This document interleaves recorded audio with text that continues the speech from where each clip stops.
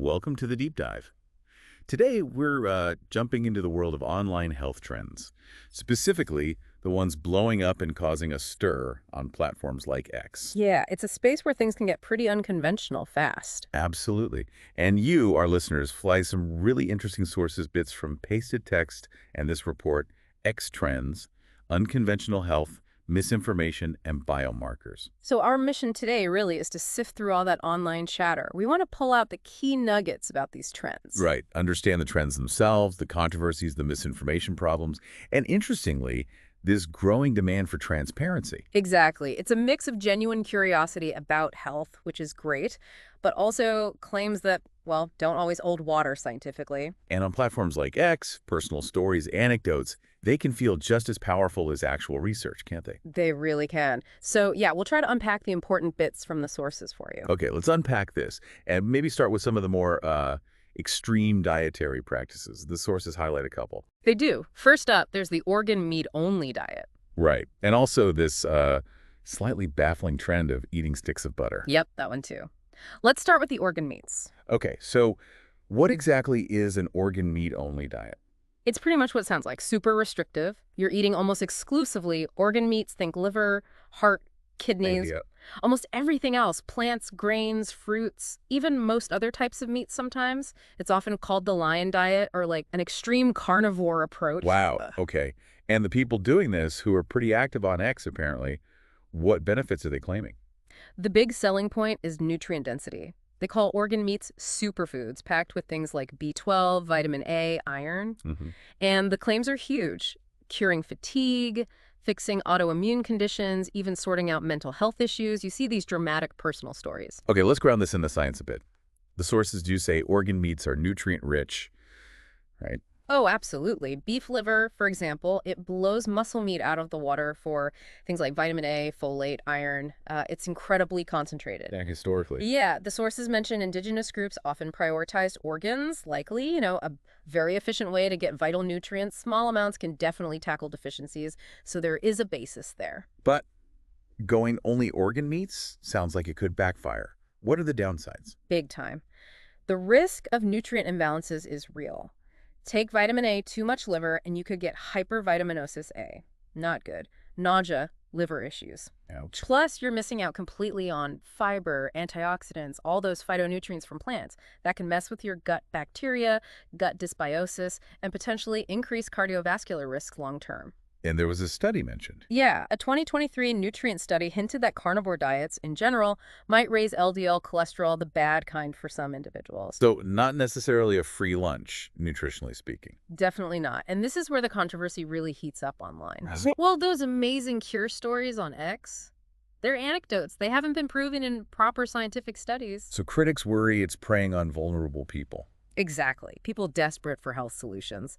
Plus, there are other risks, bacterial contamination if organs aren't cooked properly, and long-term deficiencies. Like there was a 2024 case report in The Lancet about scurvy vitamin C deficiency on a carnivore diet. Survey, wow. Yeah, it highlights the risks of extreme restriction. The sources also mentioned a sort of cultural clash on X Yeah, it's interesting. Supporters often frame it as ancestral living, rejecting mainstream dietary advice, kind of anti-establishment. versus the established science. Right. Dietitians and doctors point out that it ignores decades of research on balanced nutrition.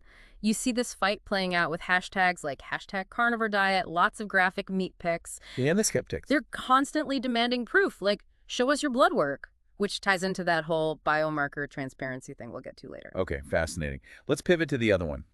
Eating sticks of butter. I mean, yeah. Really. Eating sticks of butter, sometimes raw, as a snack or main fat source. It's often pushed within ketogenic circles. Keto friendly, okay. But what's the reasoning? The idea is it's a pure fat source, supposedly good for brain function, keeps blood sugar stable, helps with weight loss by maintaining ketosis. Right, ketosis. And the science. Does butter have any benefits? Well, butter does have saturated fats and some fat-soluble vitamins A, D, E, K2. Moderate amounts can fit into a diet, and keto diets themselves do have proven benefits for conditions like epilepsy, maybe some metabolic issues. A 2022 diabetes care study is mentioned. That a whole stick. That's where it gets tricky. A stick is like 800 calories, mostly saturated fat. And high saturated fat intake is linked by lots of research, like a 2021 AJCN meta-analysis to higher LDL cholesterol and potentially cardiovascular risk. And the brain-boosting claims. Mostly anecdotal. No solid science saying a stick of butter specifically boosts your brain beyond, providing energy. Seems like there might be some, let's say, selective information sharing here, too. Absolutely. You see people hyping up the MCT content in butter. Medium chain triglyceride. Yeah, but butter has very little compared to, say, coconut oil. It's kind of misleading. Public health folks worry, too. About. Normalizing eating butter like it's an apple could worsen obesity, heart disease if people aren't careful about overall diet. And the X reaction? Similar dynamics. Very similar. You get the jokes, but also the true believers claiming it replaced their antidepressants. Seriously. And again, the pushback. Show us your cholesterol panel. That demand for proof. The sources also hint at a class thing, wealthy influencers pushing pricey grass-fed butter, while others might just use cheaper versions. Okay, so from extreme diets. Here's where it gets really interesting. As you said, let's talk about these pseudoscientific wellness fads. What's the common link here? The link is promotion without proof. These are things sold as health-boosting, often cures, but they lack solid scientific backing. They spread on X through powerful storytelling, often with an anti-establishment slant. And the sources gave some pretty stark examples. Let's start with MMS Miracle Mineral Solution. Yeah, this one's deeply concerning. MMS is basically chlorine dioxide. It's diluted industrial bleach. Bleach. And people are Drinking it. Promoted online, including on X, as a cure for everything from autism to cancer. The FDA has been warning against it since 2019. Severe nausea, dehydration, organ damage. It's dangerous stuff. But it persists on X. It does, often disguised with detox language, even when other platforms crack down. That's genuinely scary. What else? Grounding or earthing? Right. This is the idea of connecting physically with the earth walking barefoot, using special mats to absorb electrons and reduce inflammation or stress. And the science on that? Minimal. A 2023 study found maybe some minor mood effects, but no significant physiological changes. Yet on X, it's often hyped as a cure-all, and people sell expensive grounding gadgets. Okay. And extreme fasting, beyond just skipping breakfast. Yeah, we're talking prolonged water fasts, 7 days, 30 days even. Influencers claim it resets the body. Is there any science to fasting? Short-term fasting does have research behind it, things like triggering autophagy, a cellular cleanup process mentioned in a 2024 cell metabolism study. But these super long fasts, risky. No. Big risks of electrolyte imbalances, sodium, potassium, which can be dangerous, muscle loss too.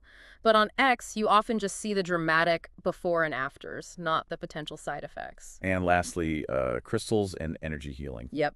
Claims that crystals or certain energy therapies can balance hormones, cure diseases, very popular in some wellness circles on X, often targeting women. Evidence? Zero peer-reviewed scientific evidence supports those claims. It's pure pseudoscience. These aren't just harmless quirks, then. What are the big controversies? The biggest is direct health risks. MMS leads to hospitalizations, the FDA documented that, and even seemingly benign things are harmful if they make someone delay real medical treatment. Right, choosing crystals over chemo, for example. Exactly. Then there's the exploitation aspect, targeting vulnerable people, those with chronic illness, parents of autistic children with false hope.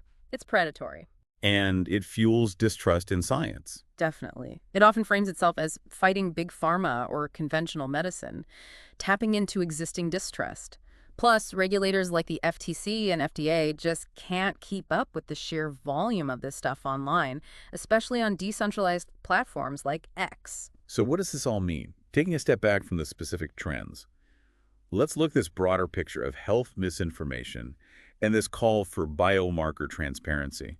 Yeah, the scale of misinformation is, well, it's staggering. That 2025 study estimated maybe 30% of social media health posts are misleading. And X is a big part of that ecosystem. How does it spread so effectively? It's often emotional storytelling, cherry-picking data, like maybe using an old small study but ignoring larger, newer ones, sometimes even doctored images. It plays on emotions more than facts. And the impact? It's real-world harm. People delaying cancer treatment for MMS, kidney stones linked to poorly managed keto diets, vaccine hesitancy eroding public health. It erodes trust. Which leads us to this biomarker transparency movement. What exactly is that again? It's basically the audience, the users on X, pushing back. They're demanding that influencers who make dramatic health claims, this diet cured me, actually show objective proof. Blood tests, lipid panels, glucose readings. Like put your blood work where your mouth is. Pretty much. Show us the labs. They want data, not just stories. What's fueling this demand? I think it's a few things. Growing skepticism of anecdotes, people are getting savvier. Also, the rise of wearables and home testing kits like Everlywell or Inside Tracker. People track their own data now and expect others to be accountable. And maybe some high-profile frauds. Absolutely. Lawsuits against bogus miracle cures have definitely contributed to a backlash. People are tired of being potentially misled. But it's not simple, right? Just demanding labs. No, it's complicated. There are legitimate privacy concerns should someone have to share their private health data publicly. Good point. And interpreting that data isn't always straightforward. Elevated LDL on keto, for instance, is debated even among experts. Nuance gets lost online. And influencers likely push back. Of course, especially if their income depends on selling the fad. They might dismiss critics, claim they're shills for big pharma, whatever.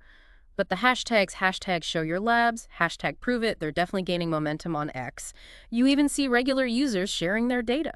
So looking even broader, what are the big picture implications here? Well, there's a clear public health risk if people start trusting influencers over their doctors.